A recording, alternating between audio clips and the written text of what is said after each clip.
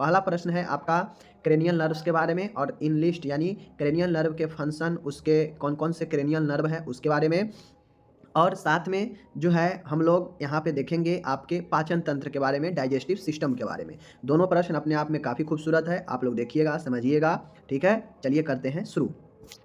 सबसे पहले आप लोग जान लीजिए कपालीय तंत्रिका, कपालीय नर्व होता क्या है?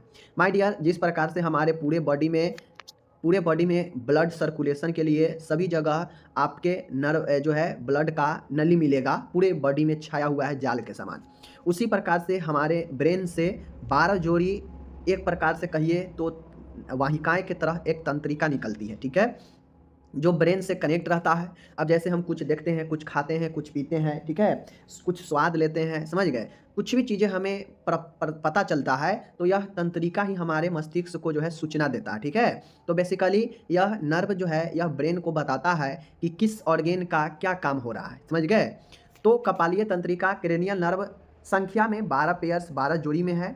ये सब मस्तिष्क के आधार यानी तल से निकलती है। मतलब ये नर्व जो है ब्रेन के वेस में होता है और वहाँ वेस से निकलता है, और सभी क्रेनियल नर्व जो है अपने-अपने जगह पर जाकर अपने-अपने अंगों को जो है रेगुलेट करता है, समझ गए? इन कपालीय तंत्रिका के नाम, प्रकार, कार्य नीचे दिए गए हैं, जिसको हम लोग देखेंगे, समझेंगे, काफ़ी महत्वपूर्ण है यह 12 जोड़ी को समझना। एक नर्व 2 होता है, ठीक है? एक नर्व जो है आपके 2 होता है, क्योंकि हमारे साइड में एक लेफ्ट साइड और एक लेफ्ट साइड, हमारा बॉडी पार्ट 2 भागों में है, लेफ्ट और राइट, समझ गए? तो यह नर्व भी जो है लेफ्ट साइड भी जाता है, राइट साइड भी जाता है, तो इसीलिए यह 12 जोड़ी में होता है, ओके? चलिए, अब इधर आपके नाम दिए गए हैं, इधर कौन से प्रकार का यह नर्व है और इसका क्या कार्य है, इधर दिए गए हैं, ठीक है? तो मैं पहले आपको इससे पहले अच्छा तरीके पर करा चुका हूँ, फिर भी देख लीजिए। देखिए, पहले 1 से 6 याद कीजिए, ऐसा नहीं है कि 1 से 12 तक पहले याद होता है, समझ गए? पहले 1 से 6 कंप्लीट कीजिए। जैसे पहले ऊपर का जो 3 है, वह ओ से ही शुरू है। पहला है ऑल्फैक्टरी, दूसरा है ऑप्टिक, तीसरा है ऑकुलोमेटर। ऑकुलोमेटर, समझ गए? तो शुरू के 1, 2, 3 जो है वह ओ से ही शुरू है, ऑल्फैक्टरी है, ऑप्टिक है और ऑकुलोमोटर है। तो आपको ध्यान में रखने के लिए 1 से 3 तक कैसे याद रखिएगा? ऑफ्लैक्टरी, ठीक है? ऑल्फैक्टरी, दूसरा है ऑप्टिक और तीसरा है ऑकुलोमोटर, समझ गए? अब ये तीनों में से ऊपर के जो 2 है वह सेंसरी नर्व है, ठीक है? वह सेंसरी क्रेनियल नर्व है, यानी वह संवेदी प्रकार का है। ऑल्फैक्टरी और ऑप्टिक जो है संवेदी है, ठीक है? सेंसरी है, क्योंकि हम लोग जानते हैं गंध पहचानना होता है तो नाक का इस्तेमाल करते हैं, देखना होता है तो आँख का इस्तेमाल करते हैं, और दोनों हमारा संवेदन का काम करता है, मतलब हमें एहसास कराता है। तो गंध के पहचान ऑल्फैक्टरी नर्व, ठीक है? इसे घ्राण तंत्रिका भी कहते हैं, और देखने का कार्य आँख से होता है जो ऑप्टिक नर्व होता है, तो यह दूसरा क्रेनियल नर्व है। और तीसरा ओ वाला है, यह आपका ऑकुलोमोटर। देखिए, तीसरा जो ऑकुलोमोटर है, तो इसमें मोटर है, तो यह किस प्रकार का है? मोटर ही प्रकार का है, समझ गए? अब यह आँखों की मांसपेशियों को, गतिविधि को नियंत्रित करता है। ऑकुलोमोटर जो है, यह मोटर मतलब क्या होता है? चलन करना। संवेदी मतलब होता है जो सेंसेशन, जो आपको अनुभव कराए, समझ गए? तो ये चीज़ें हैं। तो ये चीज़ें हैं, देखिए मैं आपको समझा देता हूँ। बेसिकली ये जो प्रकार है, ये प्रकार जो है 12 जो आप नर्व देखिएगा ना, क्रेनियल नर्व, यह 12 जो है इसी 3 जो है प्रकार में समिटा हुआ है, ठीक है? कौन-कौन सा? देख लीजिए। आपका एक है सेंसरी, ठीक है? एक है मोटर और एक है मिक्स्ड, ठीक है? यही 3 प्रकार का है। तो ऊपर के 1-2 है सेंसरी है, ठीक है? ऊपर का जो 1-2 है वह सेंसरी है, मतलब संवेदी है, और उसके बाद मोटर प्रकार का है, ऑकुलोमोटर मतलब मोटर। अब यह मोटर है तो यह कहीं न कहीं गतिविधि को जो है नियंत्रित करता है, समझ गए? जैसे आँख का मांसपेशी इधर-उधर होता है, तो उसमें भी जो है आपका ऑकुलोमोटर मोटर वाला काम करता है, समझ गए? ये चीज़ हो गया। अब आगे देखिए, अब 4, 5, 6, 3 याद करना है। अब 4, 5 है, 4, 5 आपके टी से शुरू है, यानी ट्रोक्लियोमेटर और ट्राइजेमिनल, ठीक है? ट्राइजेमिनल, और चौथा है ट्रोक्लियर मोटर। अब मैं आपको यहाँ पे फिर से क्लियर कर देता हूँ, ठीक है? 1 से लेकर 12 तक आपको सीरियल याद रखना पड़ेगा। सीरियल गड़बड़ाइएगा तो ऑब्जेक्टिव में पूछ लेता है कि 9वां नंबर का क्रेनियल नर्व कौन-सा है, 8वां नंबर का क्रेनियल नर्व कौन है, 5वां नंबर का कौन है? तो ऐसे में गड़बड़ा जाइएगा, सीरियल नहीं याद रखिएगा तो सीरियल याद रखना ज़रूरी है, समझ रहे हैं? तो देखिए, ट्रोकियो देख लीजिए, ट्रोक्लियर जो मोटर है, चौथा है, यह भी आपके मोटर प्रकार का ही है, क्योंकि यह आँखों को मूवमेंट को भी, यह भी जो है आँखों के मूवमेंट के लिए है। तो चाहे वो ऑक्लोमोटर हो, चाहे वो ट्रोक्लियोमोटर हो, दोनों का काम है कि आँखों के मांसपेशी और आँखों को मूवमेंट को नियंत्रित करना, ठीक है? पांचवा है ट्राइजेमिनल, ट्राइजेमिनल पांचवा है, ठीक है। पांचवा क्या है? ट्राइजेमिनल है। ट्राइजेमिनल एक प्रकार का मिश्रित है, इसमें बहुत सारे फंक्शन होता है। यह चेहरा, कपाल, दांत, चबाने का कार्य, इन सभी कार्यों में जो है ट्राइजेमिनल भूमिका निभाता है, इसीलिए इसे मिश्रित कहा जाता है, क्योंकि यह बहुत सारे कामों को संपादित करता है। जैसे ट्राइजेमिनल चेहरा के, कपाल के, दांतों का संवेदन, चबाने का कार्य, इन सब में जो है आपको मदद करता है, ठीक है। पाँच हो गया। पाँचवा, अभी तक पाँच मैंने क्या क्या याद रखा? पहला ऑल्फैक्टरी, दूसरा ऑप्टिक, तीसरा ओक्लोमोटर, चौथा ट्रोक्लियोमोटर और पाँचवा ट्राइजेमिनल। समझ गए? चलिए, ये हो गया। छठा है ऑब्डूसेंस। ऑब्डूसेंस कहने का मतलब है कि यह भी मोटर प्रकार का ही है, और ऑब्डूसेंस है यह आँख के पुतली को बाहर की तरफ, जैसे आउटवार्ड, यानी जो आई का पपिल है, आँख का जो पुतली है, इसको बाहर की तरफ मूवमेंट कराने में मदद करता है, वह ऑब्डूसेंस होता है। समझ गए? आँखों की पुतली को बाहर की तरफ मूवमेंट में मदद कौन करता है? ऑब्डूसेंस करता है। और जहाँ भी मूवमेंट वाला चीज़ें आ जाएगा, समझ जाइएगा कि वह मोटर प्रकार के होगा। समझ गए? जैसे पुतली को बाहर तरफ करना, तो उसके लिए ऑब्डूसेंस जिम्मेदार है, यह मोटर है, क्योंकि यह चलन करता है इधर से उधर। समझ गए? ये हो गया। 6 तक याद रख लिए। अब हम लोग बाकी 6 याद रखते हैं, ठीक है। बाकी 6 में सातवां जो है आपके फेशियल है, ठीक है। सातवां कौन सा है? सातवां आपका फेशियल होता है। फेशियल मतलब चेहरे का नर्व, ठीक है। तो सेवेंथ क्रेनियल नर्व कौन सा होता है? फेशियल नर्व होता है, याद रखिएगा। यह क्या करता है? यह फेशियल नर्व एक प्रकार से मिक्स वाला है, ठीक है। मिक्स आपके से मिक्स प्रकार का है। यह स्वाद का अनुभव, यह फेशियल एक्सप्रेशन, समझ गए? तो इन सब चीज़ों को ये नियंत्रित करता है। तो फेशियल नर्व जो होता है मिश्रित प्रकार का होता है, और यह टेस्ट को और यह फेशियल एक्सप्रेशन को जो है आपको नियंत्रित करता है। तो सातवां वाला इसको ध्यान में रखना है, ठीक है। आठवां है ऑडिटरी। ऑडिटरी कहने का मतलब है कि यह वेस्टिबुलो कोक्लियर भी इसे कहते हैं, ठीक है। आठवां ऑडिटरी नर्व, या इसी को वेस्टिबुलो कोक्लियर जो है नर्व कहते हैं। यह भी आपका सेंसरी नर्व है। क्यों? क्योंकि यह सुनने का काम करता है, और कान के द्वारा सुनते हैं। यह भी हमारा एक संवेदी अंग है, इसीलिए इसे वेस्टिबुलर कोक्लियर को एक संवेदी नर्व भी कहा जाता है। ओके। नौवां है ग्लोसोफेरिंजल। नौवां कौन सा है? ग्लोसोफेरिंजल। अब ग्लोसोफेरिंजल है तो यह मिश्रित प्रकार का है, और यह स्वाद की अनुभूति तो कराता ही है, साथ में निगलने का कार्य और लार का श्रवण भी यह ग्लोसोफेरिंजल करता है। समझ गए? और साथ में 10वां है वेगस नर्व, जो 10th नर्व है, वह मिक्स प्रकार का है। यह ध्वनि का उत्पादन, यह गले की संवेदना यानी थ्रोट सेंसेशन, निगलने का कार्य, पाचक का श्रवण, हृदय पर धड़कन का प्रभाव, ये पेरिस्टाइटल मूवमेंट, यानी वेगस नर्व काफ़ी महत्वपूर्ण है, याद रखिएगा। जो है वेगस नर्व 10th प्रकार का है, 10वां है, यह मिक्स है, और यह बहुत महत्वपूर्ण काम करता है, जैसे ध्वनि उत्पादन, गले की संवेदना, निगलने का कार्य, पाचक रस का श्रवण, हृदय धड़कन पर प्रभाव, पेरिस्टाल्टिक मूवमेंट, साउंड, ये सब जो है चीज़ों को यह नियंत्रण करता है। इसीलिए वेगस नर्व को मिश्रित नर्व कहा जाता है। देखिए, मिश्रित नर्व वे सारे नर्व हैं जो आपको कहीं ना कहीं एक से अधिक कामों को नियंत्रित करता है। समझ गए? इसीलिए जो है आपको यह मिश्रित कहा गया है। ओके। आगे है 11 एसेसरी। एसेसरी को स्पाइनल एसेसरी भी कहते हैं, और यह जो है मोटर प्रकार के होता है। यह हेड और शोल्डर मूवमेंट को नियंत्रण करता है। मीन्स यह सिर से लेकर आपके कंधे को और जो है आपके रीढ़ की हड्डी के मूवमेंट को नियंत्रण करता है, इसीलिए इसे एसेसरी कहते हैं, ठीक है। 12वां है हाइपोग्लोसल। हाइपोग्लोसल कहने का मतलब है कि यह भी मोटर प्रकार के है, और यह जो है हाइपोग्लोसल जीभ संचालन, टंगू ऑपरेशन का काम करता है। तो यह 12 नर्व आपको याद रखना है। एक प्रकार से मैं फिर से रिपीट कर देता हूँ, ठीक है। चलिए, अब यहाँ पे देख लीजिए, आपको पता है इधर नाम है, इधर प्रकार है, इधर कार्य है, ठीक है। तो सबसे पहले आपको ये समझ के रखना है कि कौन सा किस नंबर पर है। तो मैंने आपको पहले बताया 1 से 3 है। पहले है ओल्फैक्टरी, दूसरा है ऑप्टिक, तीसरा है ओक्लोमीटर। ओल्फैक्टरी एक संवेदन है, उसके बाद ऑप्टिक भी एक संवेदी है। ओल्फैक्टरी का मतलब गंध का पहचान, ऑप्टिक मतलब देखने का कार्य, ओक्लोमोटर मतलब यह मोटर प्रकार की है, और यह आंखों की मांसपेशियों को नियंत्रित करती है। समझ गए? अब चौथा, पंचमा, छठा है। चौथा है ट्रोक्लियो मोटर, मोटर के बाद जस्ट मोटर है, ट्रोक्लियो मोटर है, और यह भी मोटर प्रकार का है, और यह आंखों के संचालन को क्या करता है? आई मूवमेंट को नियंत्रण करता है। ओके। अब आगे है हमारा यहाँ पे पांचवा और छठा। पांचवा है ट्राइजेमिनल है, ठीक है। ट्राइजेमिनल है पांचवा, और यह मिश्रित प्रकार की है, और यह चेहरा, कपाल, दांतों का संवेदन, चबाने का कार्य ट्राइजेमिनल के द्वारा किया जाता है। ओके। छठा है अब्डूसेंस। अब्डूसेंस का काम है, यह मोटर प्रकार के है, और यह मोटर प्रकार के है तो यह गतिविधि को यानी आंखों की पुतली को बाहर की तरफ के मूवमेंट करने में मदद करता है, नियंत्रण करता है आंखों के पुतली को। समझ गए? अब्डूसेंस। तो ये छठा हो गया।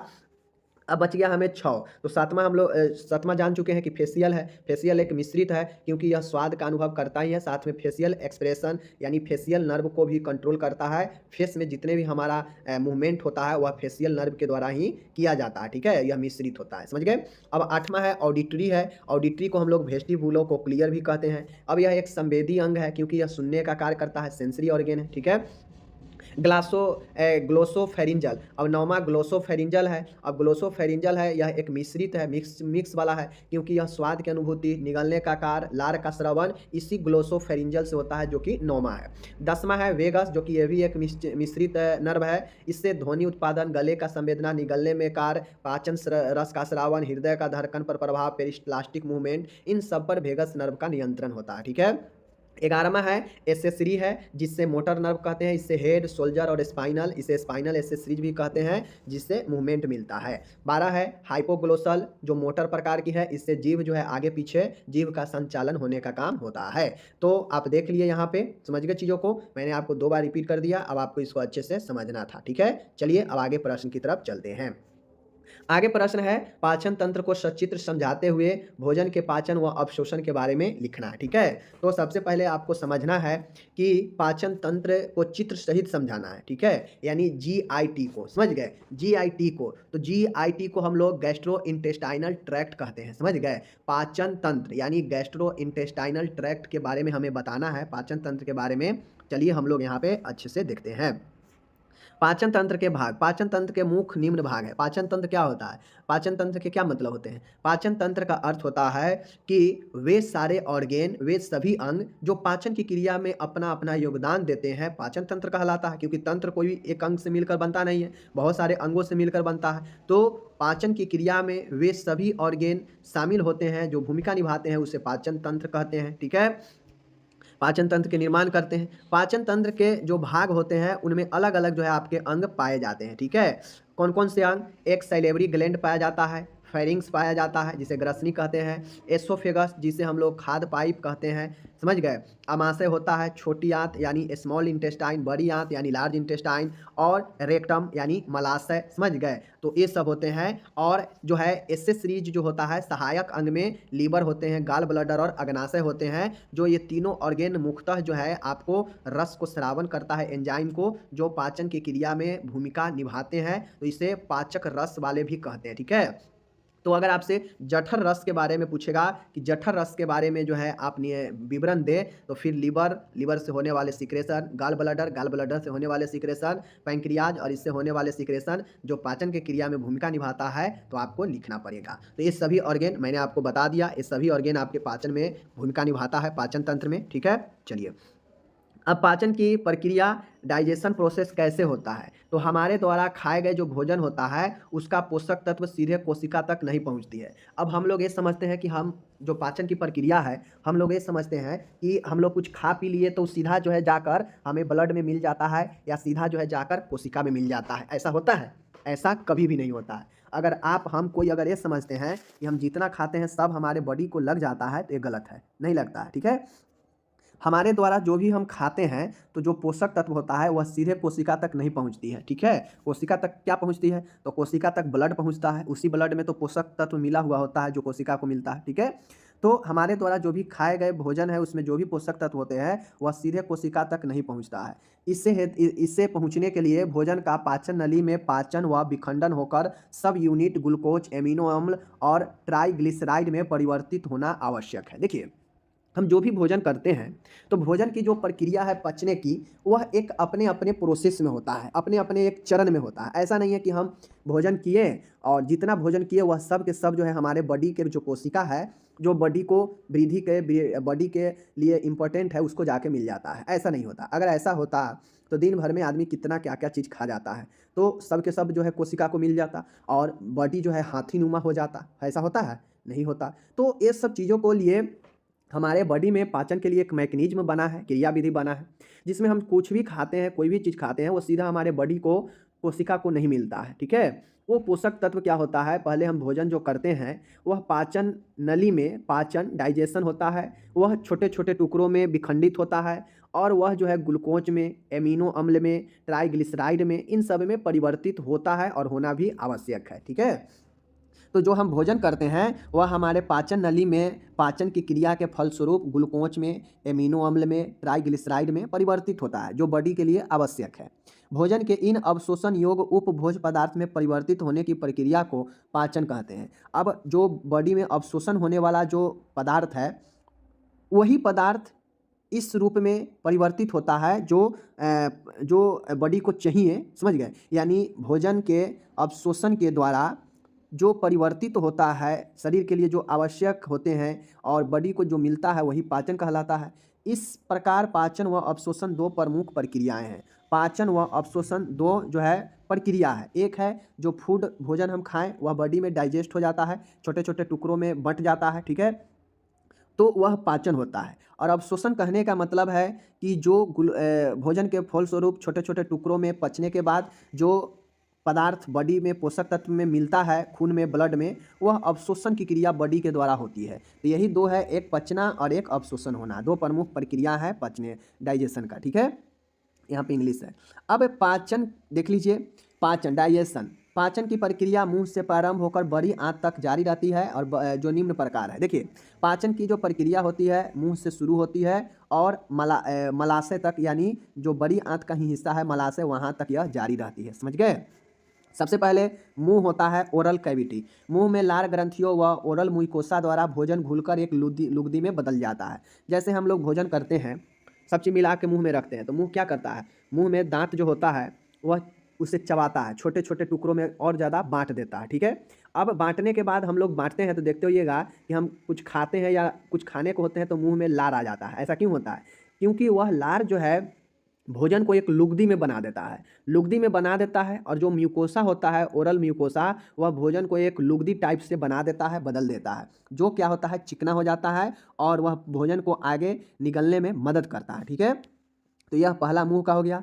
अब इस मुंह में ही लार ग्रंथियाँ भी पाई जाती है। अब सबलिंगुअल, सब मैंडिबुलर एंड पैरोटिड ग्लैंड, लार ग्रंथियाँ जो है आपके ये तीन है, सबलिंगुअल, सब मैंडिबुलर और पैरोटिड ग्लैंड, ये आपके ग्लैंड है। लार में मौजूद सलाइवा एमाइलेज जो है कार्बोहाइड्रेट का पाचन करती है। अब हम जो खाते हैं, मुंह में जो सलाइवा जो लार होता है वह भोजन में तो मिल गया। अब भोजन में उसका महत्व ये होता है कि भोजन में जो कार्बोहाइड्रेट होता है उसका पाचन करता है, क्योंकि सलाइवा में एंजाइम पाया जाता है एमाइलेज, ठीक है, जो कार्बोहाइड्रेट के पाचन को प्रारंभ करता है भोजन में, और मुंह से ही भोजन जो है पाचन की क्रिया शुरू हो जाती है, ठीक है। आगे अब आता है फेरिंग्स। अब कौन सा है? फेरिंग्स है। फेरिंग ग्रसनी होता है। भोजन मुंह से ग्रसनी में प्रवेश होते ही एपिग्लोटस श्वसन नली को बंद कर देती है ताकि भोजन उसमें प्रवेश न कर सके। अब देखिए, ग्रसनी एक ऐसा अंग है जो श्वसन की क्रिया में भी भूमिका निभाती है और पाचन की क्रिया में भी।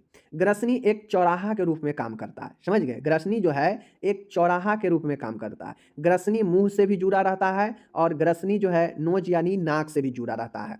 अगर वायु प्रवेश कराना है तो मुंह वाले रास्ता को बंद करके रखता है, और अगर भोजन कर रहे हैं तो नाक वाले रास्ता को बंद करके रखता है, ताकि जो भोजन है वह नाक श्वसन के नली में न पैसे। अगर श्वसन के नली में एक भोजन का टुकड़ा सा भी पह जाएगा ना, तो आदमी का हालत खराब हो जाएगा, मृत्यु तक हो जाता है, समझ गए।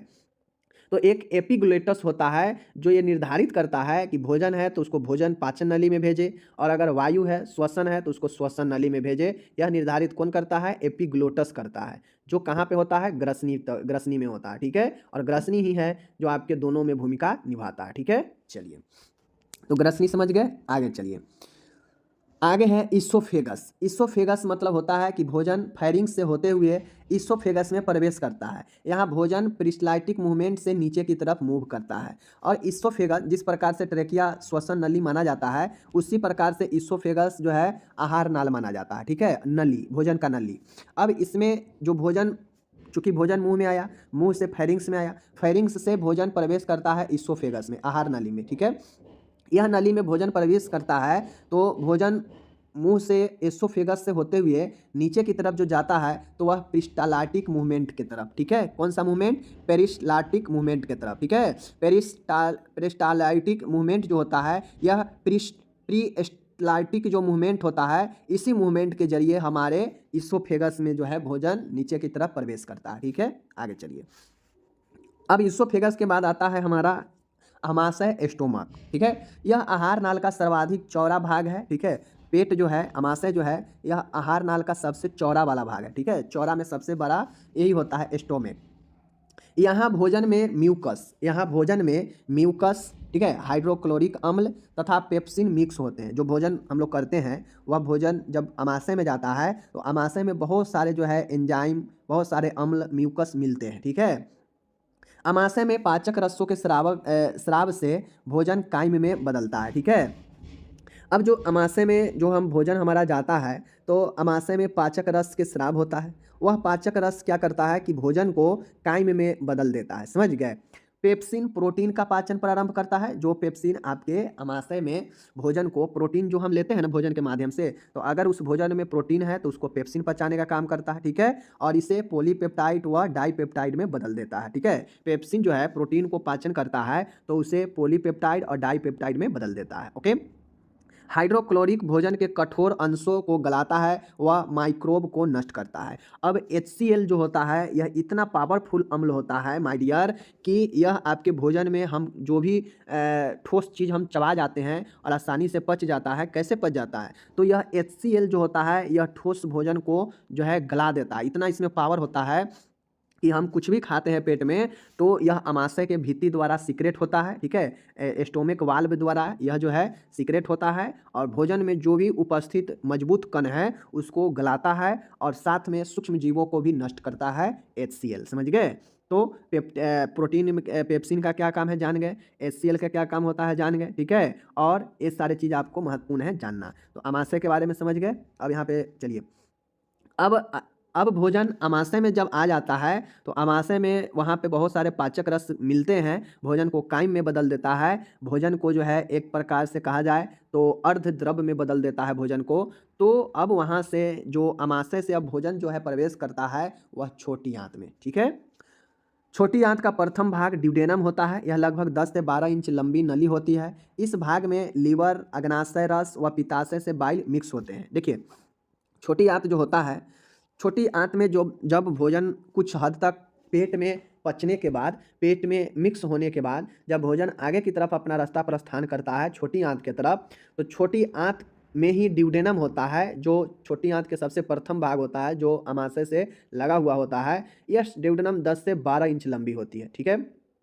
इस भाग में लीवर से, अग्नाशय से और पित्ताशय से जो बाइल होता है वह मिक्स होते हैं, ठीक है, क्योंकि भोजन के लिए सब जरूरी है।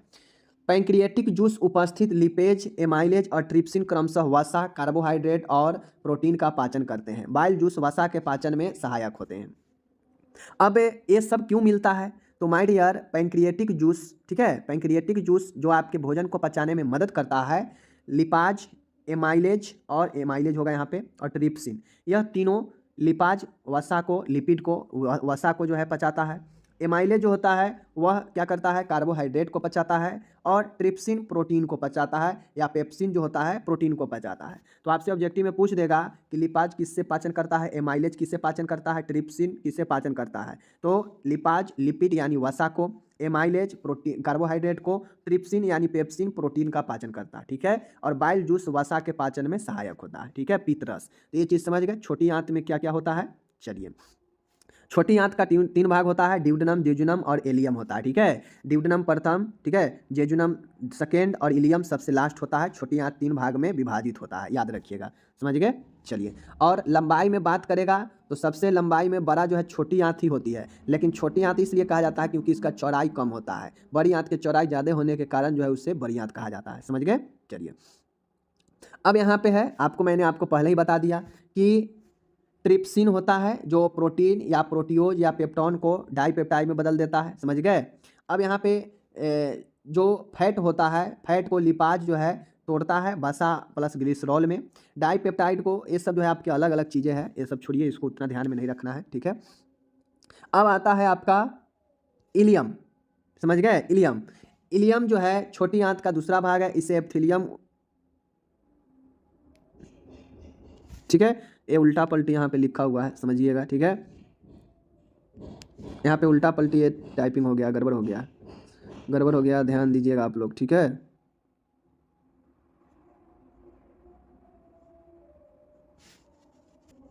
तो बड़ी आंत। अब छोटी आंत के बाद भोजन कहाँ पे जाता है? अब छोटी आंत पे जो है आपके भोजन का पूर्ण जो पाचन होता है वह बहुत हद तक छोटी आंत में ही जो है कंप्लीट हो जाता है। अब जो पचा हुआ भोजन होता है वह आपके अवशोषण के लिए, जल के अवशोषण के लिए जो है आपको कहाँ जाता है? बड़ी आंत में। बड़ी आंत में जल का अवशोषण, द्रव का अवशोषण हो जाता है और जो भोजन ठोस रूप में जो अवशिष्ट बच जाता है वह मल के रूप में बाहर निकल जाता है और उपयोगी शरीर के लिए चला जाता है। ठीक है। बड़ी आंत में भोजन क्रमशः इसके 3 भागों असेंडिंग कोलोन, ट्रांसवर्स कोलोन और डिसेंडिंग कोलोन से गुजरता है। असेंडिंग कोलोन से म्यूकस का स्रावन होता है जो बड़ी आंत में मल के संचलन में सहायक होता है। इस भाग में अपचित भोजन से पानी, ठीक है, खनिज, अन्य पोषक तत्व अवशोषित होता है। मैंने पहले बताया कि बड़ी आंत में जो पचा हुआ भोजन होता है उससे क्या होता है कि बड़ी आंत में जो है जो पचा हुआ भोजन है उससे पानी, ठीक है, खनिज और अन्य पोषक तत्व जो भोजन के माध्यम से लिए रहते हैं वह बड़ी आंत में अवशोषित हो जाता है और जो फालतू जो ठोस रूप में बच जाता है वह मल के रास्ते से बाहर निकल जाता है। ठीक है, ये चीज़ को समझ गए। अब यहाँ पे कोलोन से भोजन का देख लीजिए, जो कोलोन होता है बड़ी आंत का सबसे बड़ा भाग है। कोलोन से भोजन का अपचित भाग मलाशय में एकत्रित होता है। अब जो अपचित मतलब जो नहीं पचा हुआ, जो पच गया वो तो बॉडी के लिए चला जाता है, अवशोषण हो जाता है। जो बच जाता है ठोस व्यर्थ पदार्थ वह जो है मलाशय में एकत्रित हो जाता है और भोजन मल के द्वारा बाहर निकल जाता है। तो यही जो है आपके पाचन की क्रिया मलाशय तक समाप्त हो गया। ठीक है, अब यहाँ पे आपको समझना है। ठीक है, अब भोजन का अवशोषण कैसे होता है? ठीक है, तो भोजन अवशोषण वह प्रक्रिया है जिसमें पाचन से प्राप्त उत्पादन आंत की एपिथेलियम से होकर रक्त या लिम्फ में प्रवेश करते हैं। ठीक है, माय डियर, आपको समझना है कि भोजन का जो पाचन का अवशोषण होता है, जैसे हम खा लिए, ठीक है, बड़ी आंत तक जाते जाते भोजन पच चुका। अब हमें पता है कि बड़ी आंत में जो भोजन होता है जो पचा हुआ है उसमें खनिज, पोषक तत्व, जल का अवशोषण हो जाता है। तो चूंकि बड़ी आंत में आपका अवशोषण होता है तो वहाँ पे जो भी शरीर के लिए उपयोगी है उसका अवशोषण कर लिया जाता है, जो शरीर के लिए अनुपयोगी है उसको सीठी के रूप में बाहर निकाल दिया जाता है मल के द्वारा। ठीक है, तो अवशोषण वह प्रक्रिया है जिसमें पाचन से प्राप्त जो प्रोडक्ट, जो उत्पादन होता है डाइजेशन से, वह आंत के एपिथेलियम जो आपका ऊतक होता है उससे होकर रक्त और लिम्फ में प्रवेश करता है, जो हमारे बॉडी के अन्य हिस्सों तक रक्त के द्वारा चला जाता है। तो यही भोजन का पाचन अवशोषण होता है। ठीक है, यह जो है आपके 3 प्रकार की क्रियाविधि इसमें होता है। पहला क्रियाविधि है आपका एक्टिव ट्रांसपोर्ट, पैसिव ट्रांसपोर्ट और फैसिलिटेटेड ट्रांसपोर्ट। ठीक है, तो याद रखिएगा यह 3 प्रकार से अवशोषण होता है, एक्टिव ट्रांसपोर्ट, पैसिव ट्रांसपोर्ट और फैसिलिटेटेड ट्रांसपोर्ट। ओके, कोई दिक्कत नहीं। तो उम्मीद है आप लोग को समझ में आया होगा। मैं पहले डिटेल से पढ़ाया हूँ, अभी उतना डिटेल में जाने की जरूरत नहीं है। जो मैंने चर्चा कर दिया इसको अगर लिख दीजिएगा, समझ गए हैं तो बहुत अच्छे से मार्क्स मिल जाएंगे। मादा जनन तंत्र, फीमेल रिप्रोडक्टिव सिस्टम। मादा का वह सारा अंग जो जनन के भूमिका में, प्रजनन में भूमिका निभाता हो, भाग लेता हो, वह जो है मादा जनन तंत्र कहलाता है। समझ गए? वे सारे अंगों के मिलने से जो तंत्र का निर्माण होता है, जो प्रजनन की भूमिका में, जो जनन की भूमिका में, जनन में अपना भूमिका निभाती है, वह जो है आपका मादा जनन तंत्र हो जाएगा। समझ गए? चलिए, मुख्यतः इसे फीमेल जो जिनेटल ऑर्गेन है, जननांग है, इसको 2 भागों में बांटा गया है। 2 भाग है, एक है एक्सटर्नल जेनिटेलिया और एक है आपका इंटरनल जेनिटेलिया। ठीक है, बाहरी जननांग, आंतरिक जननांग। मतलब कुछ ऐसे जननांग है जो आंतरिक रूप से मौजूद है और कुछ ऐसे जननांग है जो बाहर से होते हैं, जो आपको दिखेंगे, लेकिन इंटरनल वाला दिखेंगे नहीं, लेकिन वो रोल निभाता है जनन में। तो यही हमारा 2 प्रकार के हो गया। बाहरी जननांग को सामूहिक रूप से भलवा कहते हैं, यानी जो आपको दिखता है, फीमेल के जो पार्ट दिखता है कि वह जनन में भूमिका निभाता है, वो जो चीज़ें हैं आपको, उसको हम लोग वल्वा कहते हैं सामूहिक रूप से। यानी सीधा कहिए कि बाहरी जननांग में जो जो अंग आएगा वह सामूहिक रूप से एक वल्वा का भाग होगा। ठीक है, तो वल्वा में कौन कौन से अंग आएंगे, यानी कहा जाए तो बाहरी जननांग में कौन कौन से है, तो पहला आता है मॉन प्यूबिस। मॉन्स प्यूबिस यानी जघन शैल। यह जघन संघानक सिम्फेसिस प्यूबिस की आगे स्थित होता है। युवा अवस्था में इसके ऊपर बाल उगते हैं जिन्हें प्यूबिक हेयर कहते हैं, जो कि जीवन प्रयत्न रहते हैं। जैसे मान गए यह फीमेल का पार्ट है, ठीक है, भेजिना है, समझ गए, ये भेजिना है। भेजिना से ठीक ऊपर यहाँ पे एक आपका मॉन्स प्यूबस होता है, समझ गए, मॉन्स प्यूबस होता है, जहाँ पे बाल उगते हैं, जिसे हम लोग क्या कहते हैं, आपको प्यूबिक हेयर कहते हैं, समझ गए। तो यहाँ पे सिम्फेसिस प्यूबिस है, ठीक ऊपर में मॉन्स प्यूबिस होता है। सिम्फेसिस प्यूबिस के ठीक ऊपर में मॉन्स प्यूबिस होता है, ठीक है ना, जिस पर बाल उगते हैं, जिसको प्यूबिक हेयर कहते हैं। यह जीवन पर्यंत रहता है, समझ गए। तो जघन सेल समझ गए कि क्या होता है। ओके, अब आगे है लेबिया मेजोरा, ये सब बाहर वाला ऑर्गेन है। लेबिया मेजोरा होता है बृहद भगोष्ठ, यह भलवा के बाहरी सतह बनाती है। इसमें दो बड़े वलन फोल्ड पाए जाते हैं। जैसे आपको बता दूं कि जो वैजिना होता है, यह वैजिना एक फोल्ड नुमा संरचना होता है। इसमें जो है आपके कई लेयर होते हैं, ठीक है। इस लेयर में जो बाहरी के दो फोल्ड होते हैं वह बड़ा सा फोल्ड होता है, बड़ा सा फोल्ड होता है, जिसे लेबिया मेजोरा कहते हैं। यह मसल्स के बना हुआ होता है दोनों साइड से, जो ढकने का काम करता है, इसीलिए इसे लेबिया मेजोरा कहते हैं, समझ गए। भलवा कहीं भाग है। एक है लेबिया माइनोरा। मेजोरा, मेजर के मतलब क्या होता है बड़ा, माइनर के मतलब होता है छोटा। तो मेजोरा था मतलब वह ज़्यादा दूर में होगा वह लेबिया, और यहाँ पे जो लेबिया होगा छोटा होगा, ठीक है। यह लेबिया मेजोरा के भीतर दोनों ओर त्वचा तथा श्लेष्मक झिल्ली की बनी दो छोटी छोटी कोमल गुलाबी रंग की परत होती है। अब जब वैजिना होता है वह कई जो है लेयर में होता है। तो ये पूरा हो गया एक वैजिना, समझ गए। इसमें दोनों साइड से एक एक बड़ा बड़ा लेयर होगा, तो लेबिया मेजोरा हो जाएगा। इसके अंदर में भी एक जो है छोटे छोटे गुलाबी कलर के लेयर होते हैं दोनों साइड से, जिसे लेबिया माइनोरा कहते हैं, समझ गए। चलिए, अब एक होता है भग्न शीश, यानी जिसे हम लोग क्लिटोरियस कहते हैं। भग्न शीश क्लिटोरियस होता है, जो मेल के पेनिस के समान होता है, यानी मेल के सीसन के समान जो है फीमेल में उत्तेजना जो है इसी क्लिटोरियस में आता है, जो एक दाने नुमा ऊपर के संवेदनशील ऑर्गेन होता है, जिसको टच करने से उत्तेजना आता है, समझ गए। तो यह क्लिटोरियस होता है, जो कि ऊपर का ही भाग होता है, भलवा का ही, ठीक है। अब होता है हाइमिन, यानी योनि छिद्र, योनि छद। यह योनि द्वारा वैजिनल ऑफिस को जो है ऑफिस को आंशिक अथवा पूर्ण रूप से ढकने वाली परत है। अब योनि छद जो होता है, यही जो है आपको योनि छद द्वारा यह वैजिना को आंशिक अथवा पूर्ण रूप से ढकने वाला हाइमिन होता है, इसीलिए जो है इसे योनि छद यानी योनि का कवर कहा जाता है, ठीक है। अब एक आ गया वेस्टिब्यूल यानी प्रघान। यह ट्रायंगुलर स्थान होता है, इसमें 4 छिद्र खुलते हैं। जैसे ये ट्रायंगुलर कहने का मतलब है कि यह इस प्रकार से जो होता है ना फीमेल के ट्रायंगुलर शेप में, यह इस प्रकार से होता है। इसमें जो है आपके छिद्र जो है कुछ इस प्रकार से खुलते हैं, समझ गए। तो इसमें जो है आपके वेस्टिब्यूल में प्रघान में जो है जो त्रिकोणीय स्थान होता है, इसमें छिद्र खुलता है, जिस छिद्र से अलग अलग काम होते हैं। एक है मूत्र मार्ग का ओपनिंग होता है, एक वैजिनल ओपनिंग होता है, जिससे मैथुन की क्रिया होती है, समझ गए। तो जो आप लोग समझ लीजिए कि जो मूत्र का होता है उससे हम लोग क्या करते हैं, उससे जो है हम लोग रिलेशन वाला काम नहीं होता है, एक बात को समझ लीजिए। तीसरा होता है एक एक दोनों तरफ, ये त्रिकोणी है ना, तो इसके दोनों तरफ एक इधर जो है बार्थोलिन ग्लैंड पाया जाता है दोनों तरफ। तो एक ये हो गया, एक ये हो गया छिद्र, और एक इधर छिद्र, एक इधर छिद्र, एक मूत्र का छिद्र और एक जो है योनि का छिद्र। ये 4 छिद्र जो है आपके होते हैं, ठीक है। चलिए, अब हम लोग बाहरी जननांग में क्या देख लिए, मॉन्स प्यूबिस देख लिए, लेबिया मेजोरा, लेबिया माइनोरा, ठीक है, हाइमिन देख लिए। उसके बाद हम लोग ऐसे कर करके जो है हम लोग अलग अलग पार्ट देख लिए। अब हम लोग देखते हैं आंतरिक जननांग कि अंदर से कौन कौन जननांग होता है जो प्रजनन में यानी जनन में भूमिका अपना निभाता है, ठीक है। तो चलिए देखते हैं। पहला है योनि वैजिना। वैजिना बाह्य व आंतरिक जननांगों को जोड़ती है। अब जो योनि होती है, तो यह योनि जो है आपके बाहर के भाग को, बाहर के छिद्र को, आंतरिक जो है आपके छिद्र जो होता है सर्वाइकल सर्विक्स जो होता है उससे जोड़ने का काम जो है आपका वैजिना योनि करता है, समझ गए। योनि का कार्य क्या है, यह सेक्सुअल इंटरकोर्स के दौरान पेनिस से स्खलन को, सीमेन को ग्रहण करके अंदर जो है ले जाता है निषेचन के लिए, ठीक है, वैजिना। यह शिशु के जन्म के दौरान लचीला मार्ग प्रदान करता है, जिससे शिशु जो है वैजिना के द्वारा बाहर निकल पाता है, ठीक है। अब आता है एक आंतरिक ऑर्गेन है यूट्रस। तो यूट्रस को बढ़िया से समझिएगा, क्योंकि यूट्रस अकेला 5 नंबर में भी पूछा जा सकता है, समझ गए।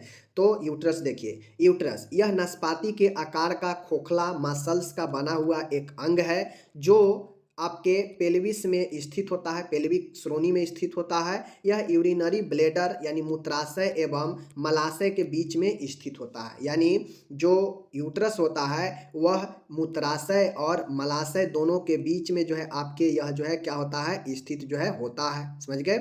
चलिए, यह खोखला मसल्स के बना हुआ ऑर्गेन होता है, समझ गए, जो 7.5, 5 और 2.5 इतना लंबा, इतना चौड़ा, इतना मोटा स्थित होता है। इसका वजन लगभग 60 ग्राम से 80 ग्राम के बीच में होता है। तो यह यूट्रस हो गया, इतना आप लोग समझ गए। यूट्रस के 3 भाग हैं। 3 भाग कौन कौन से हैं? भाग है, पार्ट है, लेयर नहीं, ठीक है। पार्ट है, एक है आपका फंडस पार्ट, एक है बॉडी पार्ट, एक है सर्विक्स का पार्ट। नीचे का जो पतला वाला पार्ट होता है यह सर्विक्स होता है। इसके जो ऊपर वाला जो पार्ट होता है यह वाला पार्ट जो है आपका बॉडी का होता है, और जो ऊपर वाला ये वाला जो पार्ट होता है यह वाला पार्ट बॉडी का पार्ट होता है। समझ गए? ध्यान में रखिएगा। ओके, आगे चलिए। गर्भाशय की संरचना में 3 लेयर से मिलकर यह बना होता है, ठीक है। 3 लेयर में यह बना रहता है आपका यूट्रस। पहला है पेरीमेट्रियम, यूट्रस के बाहरी परत को पेरीमेट्रियम कहते हैं, ठीक है। दूसरा है मायोमेट्रियम, और इसी मायोमेट्रियम में ब्लड वेसल्स पाया जाता है, ब्लड सर्कुलेशन काफ़ी होता है इसी मायोमेट्रियम में।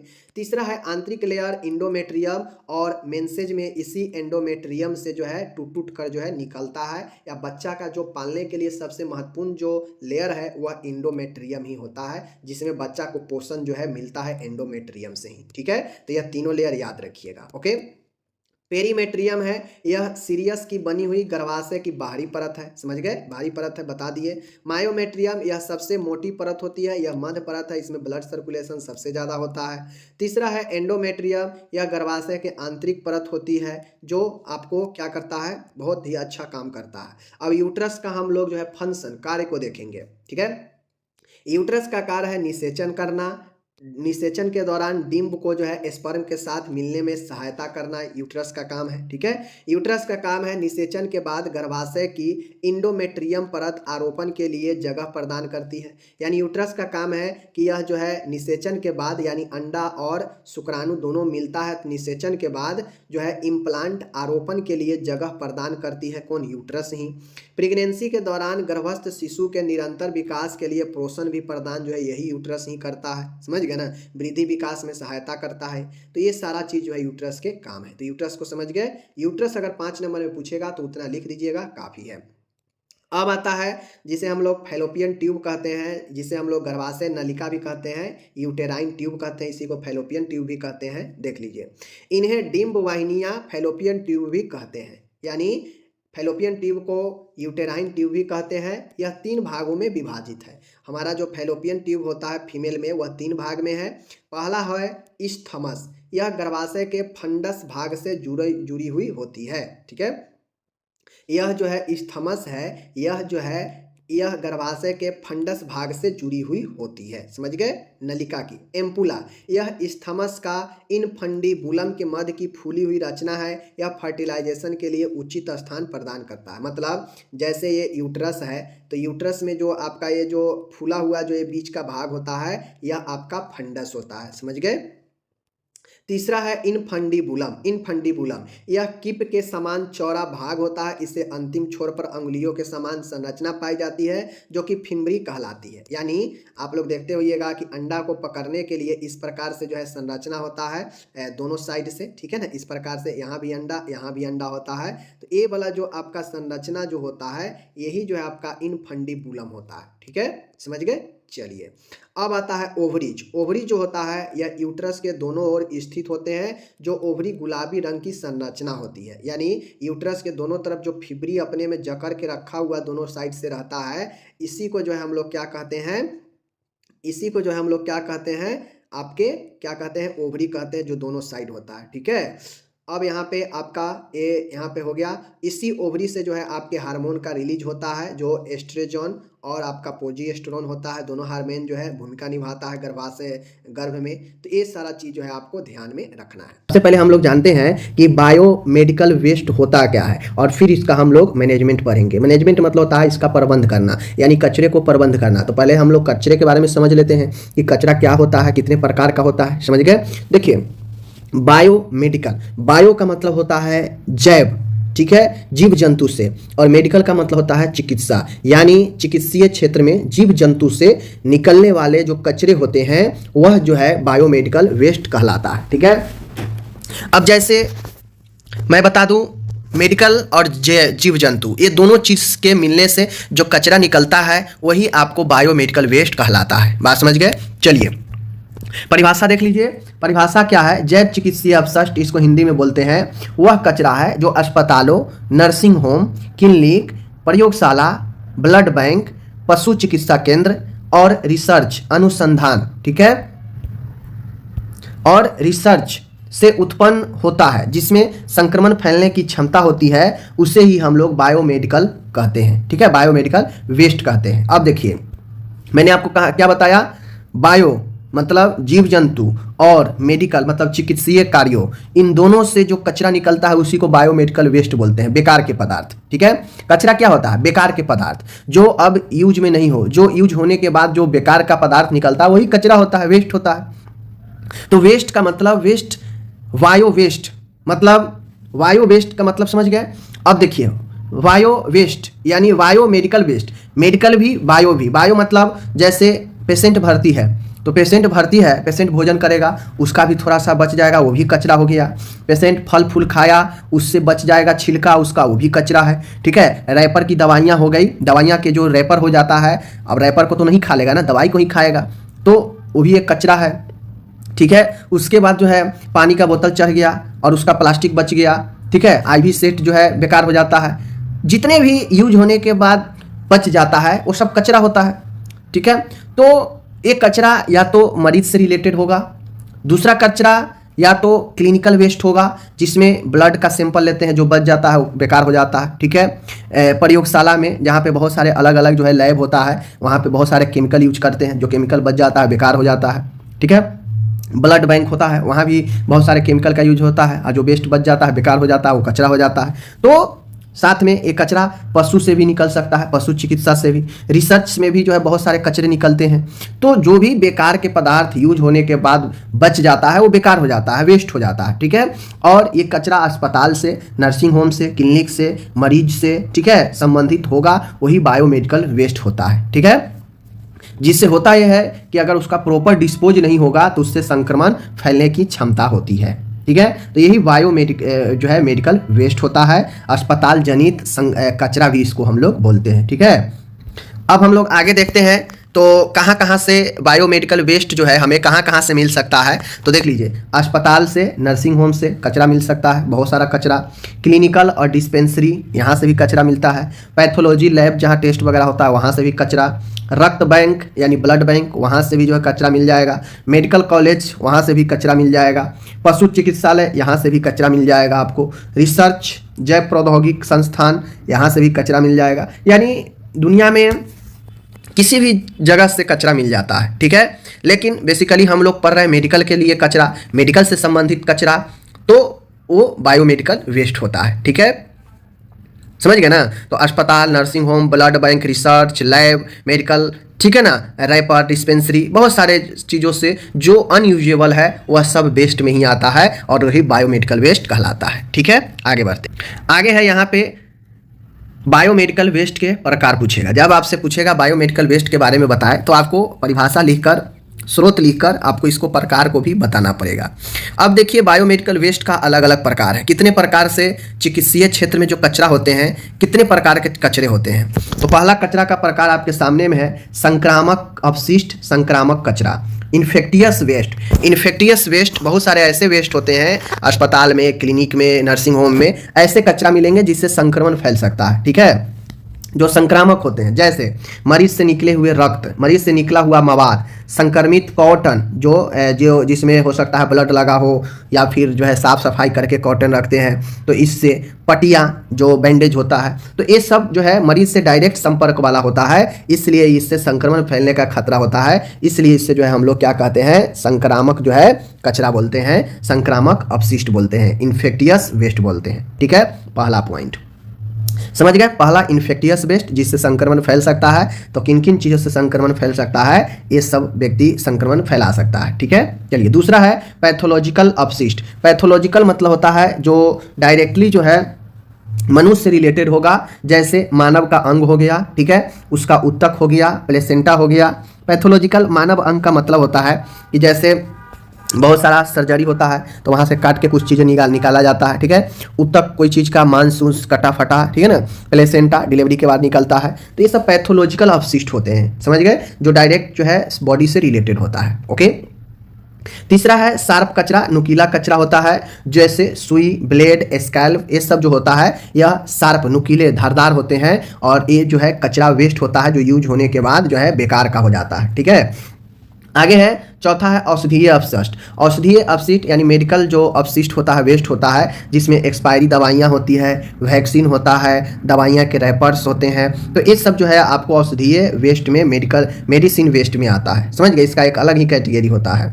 पांचवा है रासायनिक अपशिष्ट होते हैं। रासायनिक अपशिष्ट करने का मतलब होता है कि जो मैंने आपको बताया कि रिसर्च में या फिर ब्लड बैंक में या फिर जो है अनुसंधान में, वही रिसर्च में जहाँ जहाँ रिसर्च का काम होता है सभी जगह जो है केमिकल का यूज किया जाता है। ठीक है ना, लैब वगैरह में भी केमिकल का यूज होता है, प्रयोगशाला में, तो उन सब से जो बच जाता है, कीटाणुनाशन होता है, इन सब में जो बचे हुए पदार्थ होते हैं रासायनिक, वह बेकार हो जाते हैं और वही जो है रासायनिक अपशिष्ट के अंदर आता है। ठीक है, तो ये 5 प्रकार मैंने आपको बता दिया। ठीक है, याद रखिएगा इसको, अगर आप नहीं याद रखेंगे तो आपके ये जवाबदेह है। आसान है, जिससे संक्रमण फैले, संक्रामक अपशिष्ट। ठीक है, जो व्यक्ति से शरीर से रिलेटेड हो, पैथोलॉजिकल अपशिष्ट। शार्प, जो नुकीला कचरा हो। ठीक है, उसके बाद औषधीय अपशिष्ट होता है, रासायनिक अपशिष्ट होता है। तो ये 5 आप लोगों को ध्यान में रखना है, इसका एग्जाम्पल यहाँ पे मैं दे दिया हूँ। ओके, आगे बढ़ता हूँ।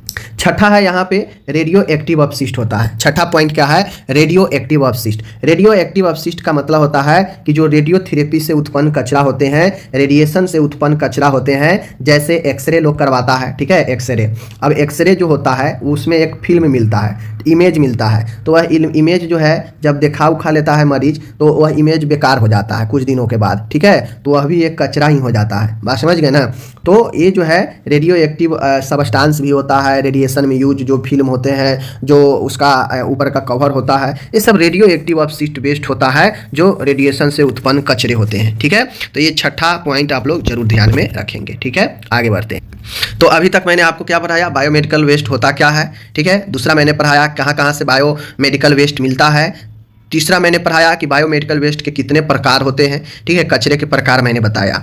अब जो मैं बताने जा रहा हूँ ये वाला कलर कोडिंग, बायोमेडिकल वेस्ट के लिए कलर कोडिंग, यह हर एक अस्पताल में आपको यूज होता है। ठीक है, हर एक अस्पताल में आपको जो है इसका, तो ये जो कलर कोडिंग वाला होता है, यह आपको जब तक नौकरी नहीं लगता है तब तक यह आपको आपके साथ साथ चलता रहेगा और यहाँ से क्वेश्चन आना मस्ट होता है। हर एक कंपटीशन एग्जाम में 1 से 2 क्वेश्चन आपको यहाँ से रहेगा ही रहेगा और यह नॉलेज के लिए भी काफ़ी महत्वपूर्ण है। इंटरव्यू वगैरह में भी काफ़ी ज़्यादा पूछेगा कि किस प्रकार के कलर में किस प्रकार के कचरा को हम लोग डालते हैं। ठीक है, देखिए सबसे महत्वपूर्ण मैं आपको बेसिकली 4 चीज़ बताऊंगा, ये 4 महत्वपूर्ण होता है। इसको 4 प्रकार के कलर कोडिंग, इसको याद रखिएगा। जैसे पहला, रंग कोड के अनुसार अपशिष्ट का वर्गीकरण अलग अलग है। ठीक है, रंग कोडिंग के अनुसार अलग अलग डस्टबिन में अलग अलग कचरे को डाला जाता है। तो देख लीजिए किस कलर के बिन में किस प्रकार के कचरे को डालते हैं, दिमाग में आपको याद होना चाहिए। सबसे पहला है पीला कचरा। पीला कचरा जो होता है, पीला बिन, येलो बिन होता है, पीले कलर का जो बिन होता है उसमें हम लोग किस प्रकार के कचरे डालते हैं।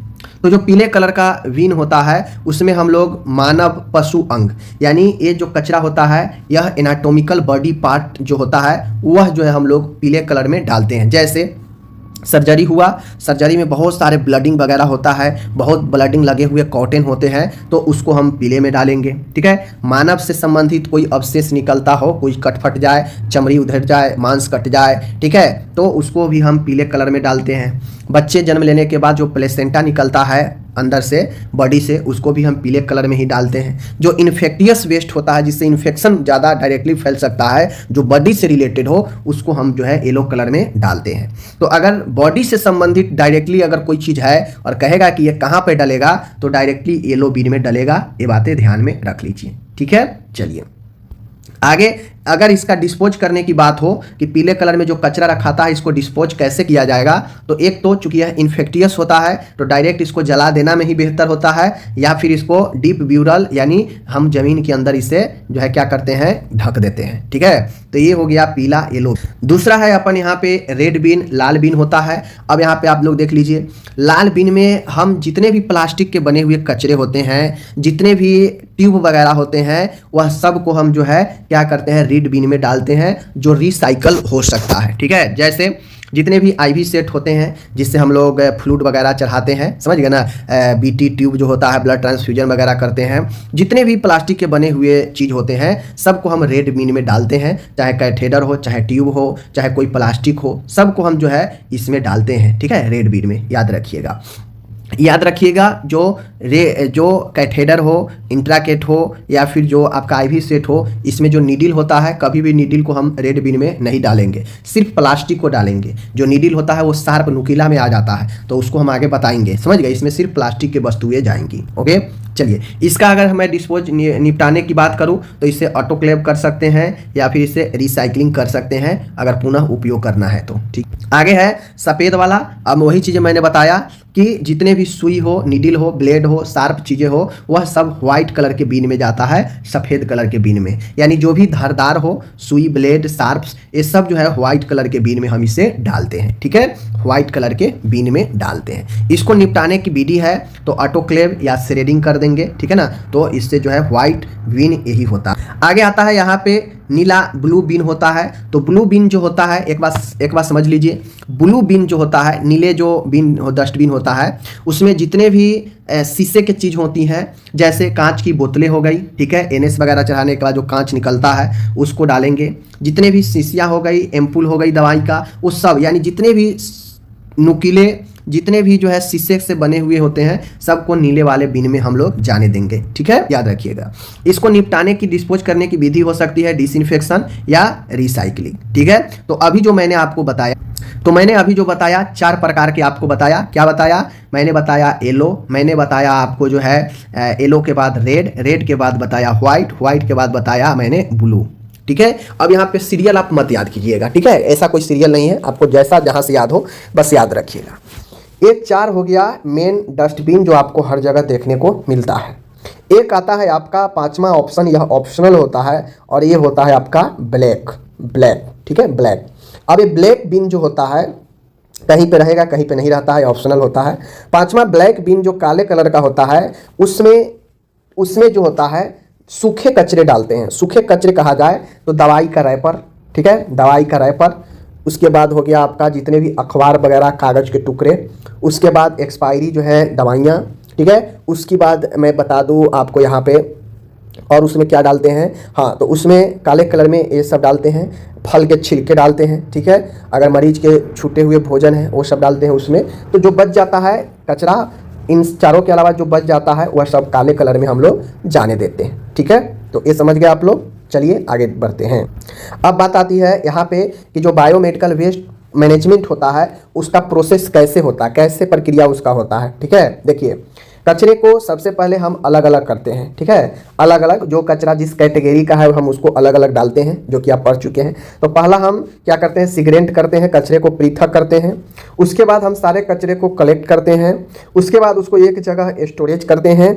फिर उसको ट्रांसपोर्ट करते हैं, गाड़ियाँ आती है ले जाती हैं। फिर उसका ट्रीटमेंट, उपचार किया जाता है एंड लास्ट में उसे जो है निपटा दिया जाता है, डिस्पोज कर दिया जाता है। आप लोग देखते होंगे कि अस्पताल के अलग अलग वार्ड में जो है अलग अलग जो है कचरा जो है लगा रहता है, उसका डस्टबिन लगा होता है हर एक वार्ड में। आईपीडी, लंग्स, ठीक है ना, ऑर्थोपेडिक सर्जन, हर एक वार्ड में जो है कचरे का लगा होता है, बिन लगा होता है। ठीक है, सभी जगह से अलग अलग कचरे को पृथक जो रहता है उसको कलेक्ट किया जाता है, संग्रह किया जाता है। संग्रह करके एक साथ जो है स्टोर किया जाता है और स्टोर करने के बाद जो है उसे आती है एक बड़े गाड़ी और उसको जो है परिवहन, ट्रांसपोर्ट करके ले जाता है उस अस्पताल से। फिर उसका जाकर ट्रीटमेंट कर देता है उस कचरे का और लास्ट में उसका डिस्पोज हो जाता है। बात समझ गए? तो ये प्रोसेस होता है, इसको याद रखिएगा कि कैसे मैनेजमेंट का प्रोसेस होता है। ठीक है, अब आपसे कोई पूछेगा कि बायोमेडिकल वेस्ट जो होता है इससे क्या क्या खतरे होता है, क्या क्या हानियाँ होता है। भाई कचरा है, वेस्ट है, तो इससे हानियाँ तो होना लाजमी है। तो क्या क्या खतरे होगा, तो देखिए, चूँकि यह दूषित पदार्थ है, कचरा है, बेकार है, तो भाई इससे इन्फेक्शन में HIV, हेपेटाइटिस B, C संक्रमण हो सकता है। ठीक है, वायु, जल और भूमि का प्रदूषण हो सकता है। इससे स्वास्थ्य कर्मियों को चोट लग सकती है। अगर मान गए नीडल हो गया, शार्प चीज़ें हो गया, इधर उधर फेंक देंगे तो इससे इंजरी हो सकता है। बात समझ गए ना। आम जनता के लिए भी खतरा होता है। तो कुल मिला के इससे बहुत सारे खतरे होंगे। एक तो अलग अलग इन्फेक्शन का, दूसरा वायु, जल, भूमि प्रदूषण का, आगे जो है स्वास्थ्य कर्मियों को, स्टाफ को जो है इससे इंजरी हो सकता है। आम जनता, ठीक है ना, पब्लिक को भी इंजरी हो सकता है। तो ये सब खतरा जो है बायोमेडिकल वेस्ट से से बना रहता है। ठीक है, अब एक चीज़ आपसे ऑब्जेक्टिव में हर बार पूछता है और जानना भी चाहिए, बायोमेडिकल वेस्ट प्रबंधन का नियम जो है आपको बना है। भारत में बायोमेडिकल वेस्ट मैनेजमेंट रूल्स 2016 में आया, लागू हुआ। ठीक है, जिसके तहत कचरे का पृथक्करण अनिवार्य है। कचरे के लिए सभी अस्पताल में बिन होना अनिवार्य है ताकि लोग पहचान सके किस में किस प्रकार के कचरे होते हैं।